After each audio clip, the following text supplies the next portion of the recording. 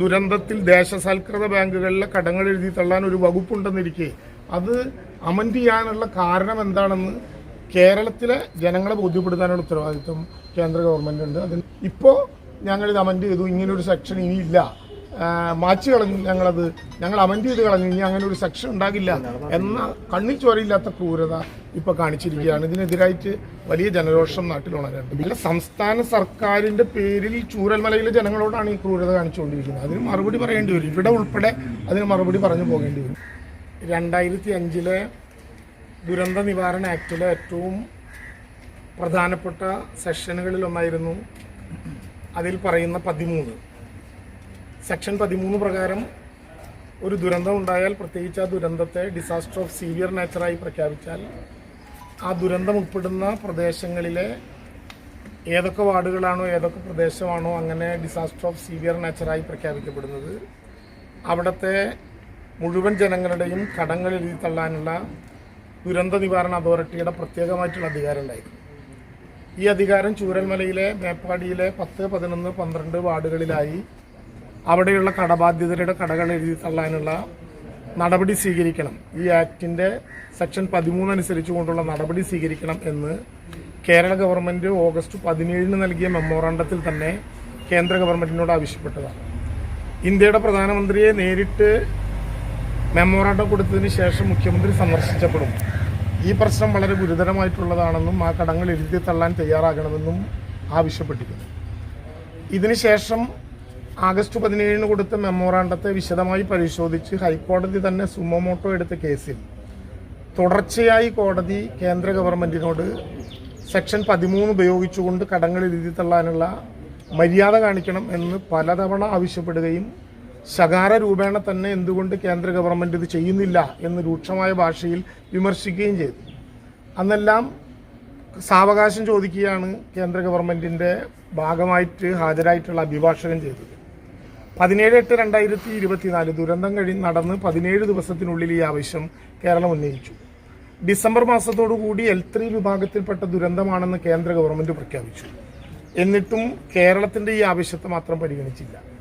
ഇപ്പോൾ കഴിഞ്ഞ ദിവസം കേന്ദ്ര ഗവൺമെന്റിന് വേണ്ടി സോളിസിറ്റർ ജനറൽ ഈ കേസിൽ ഹൈക്കോടതിയിൽ കൊടുത്ത അഫിഡവിറ്റ് അനുസരിച്ച് 29/3/2025 സെക്ഷൻ 13 തന്നെ 2005 നിയമത്തിൽ നിന്ന് എടുത്തു കളഞ്ഞതായി കാണിച്ചിരിക്കുകയാണ്.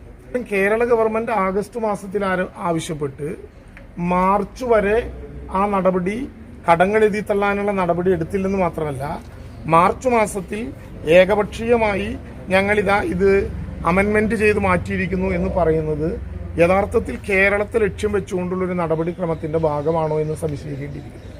കാരണം കേരളം ആവശ്യപ്പെട്ട് ഏതാണ്ട് 8 മാസക്കാലമായിട്ടും അതുവരെ അതിനെ സംബന്ധിച്ച് ഒരഭിപ്രായവും പിന്നീട് അറിയിക്കാം എന്നല്ലാതെ ഇങ്ങനെ ഒരു നിയമമില്ലെന്നോ ഈ ആക്ടിന്റെ ഭാഗമായിട്ടുള്ള സെക്ഷൻ 13 അവതരിപ്പിക്കാൻ, അതായത് നടപ്പിലാക്കാൻ എന്തെങ്കിലും പ്രയാസമുള്ളതായിട്ടോ രേഖപ്പെടുത്താത്ത കേന്ദ്ര ഗവൺമെന്റിന്റെ അഭിഭാഷകൻ ഇപ്പോൾ 13 പൂർണ്ണമായിട്ടും അമൻഡ് ചെയ്ത് മാറ്റി എന്ന് പറയുന്നത് കേരളത്തെ മാത്രം ലക്ഷ്യം വെച്ചുകൊണ്ടുള്ളൊരു നടപടിയാണ്.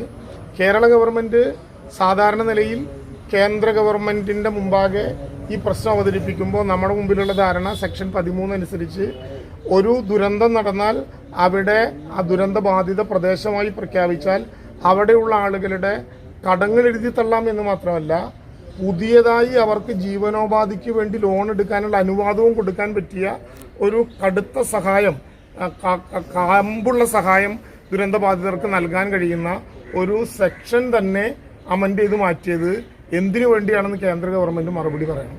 ഞങ്ങൾ പേടിക്കുന്നുണ്ട് അത് കേരളത്തിന്റെ ആവശ്യം നിരാകരിക്കാൻ വേണ്ടി മാത്രമാണ്. കാരണം കേരളത്തിന് പറ്റുന്നത് കേരള ബാങ്ക് ചെയ്തു. അവിടെ ദുരന്തബാധിതരുടെ മുഴുവൻ കേരള ബാങ്കിലെ കടങ്ങളും എഴുതി തന്നു. കടങ്ങളുള്ള ജനങ്ങളെ കേരള ഗവൺമെന്റ് അനാഥാക്കില്ല. ആ ഉത്തരവാദിത്വത്തിൽ ഒളിഞ്ഞോടാനും ഗവൺമെന്റ് ഉദ്ദേശിക്കുന്നില്ല. പക്ഷേ 2005 ഇന്ത്യയുടെ പാർലമെന്റ് പൂർണ്ണമായും ഐക്യകണ്ഠമായും പാസാക്കിയ ഒരു നിയമത്തിൽ ദുരന്തബാധിതരുടെ കടങ്ങൾ എഴുതി തള്ളാൻ 1 രൂപ പോലും ചെലവില്ലെന്നിരിക്കെ ആ അവകാശം കേരളത്തിന് മാത്രമായി നിഷേധിക്കാൻ വേണ്ടി ഇറക്കിയ ഒരു അമെൻമെന്റ് പോലെ ഇത് പിൻവലിച്ചത് 12/13 പിൻവലിച്ചത് എന്തിനാണെന്ന് മനസ്സിലാകുന്നില്ല. 59 ഭേദഗതികൾ നടത്തിയിട്ടുണ്ടെന്ന് മനസ്സിലാക്കാൻ കഴിഞ്ഞു. പക്ഷേ ഈ ദുരന്ത നിവാരണ നിയമത്തിന്റെ ക്രീമായിട്ടുള്ള ഒന്ന് പിൻവലിച്ചത് കേരളത്തിനോടുള്ള കൊടിയ ശത്രുത വീണ്ടും തീർക്കാനുള്ള നിലപാടുകളുടെ ഭാഗമാണ്. ബാക്കി ഒരു സംസ്ഥാനത്തു നിന്നും ഇപ്പോൾ അങ്ങനെ ഒരു ആവശ്യം ഉന്നയിക്കപ്പെട്ടിട്ടില്ലാത്ത സാഹചര്യത്തിൽ കേരളം 2 തവണ ഈ ആക്ട് വന്നതിന് ശേഷം ഈ ആവശ്യം ഉന്നയിച്ചു. 2018 ഉന്നയിച്ചു, അന്നത് നിരാകരിച്ചു. 2024 ഉന്നയിച്ചപ്പോൾ കോടതിക്ക് മുമ്പാകെ ഉൾപ്പെടെ എല്ലാ ആഴ്ചയും ഇപ്പം തീരുമാനിക്കും എന്ന് പ്രഖ്യാപിച്ച് ആ ആക്ട് തന്നെ അമെൻഡ് ചെയ്ത് ഈ സെക്ഷൻ മാറ്റി. ഇത് കേരളത്തിനോടുള്ള കൊടിയ ദ്രോഹമാണ്, കേരളത്തിനോടുള്ള ശത്രുതാപരമായിട്ടുള്ള നിലപാടാണ്. അതിനു വേണ്ടി മാത്രമാണ് ഇത്തരമൊരു നിലപാടിലേക്ക് കേന്ദ്ര ഗവൺമെന്റ് പോയത് എന്ന് ഞങ്ങൾ ഇക്കാര്യത്തിൽ എടുത്ത നിലപാട് ചൂരൽമലയിലെ ജനങ്ങളോടും പ്രത്യേകിച്ച് കേരളത്തിലെ മനുഷ്യരോടും തുടരുന്ന കേന്ദ്രത്തിന്റെ ശത്രുതാപരമായിട്ടുള്ള ജനാധിപത്യ വിരുദ്ധമായിട്ടുള്ള നിലപാടിന്റെയും നയങ്ങളുടെയും ഭാഗമാണ്.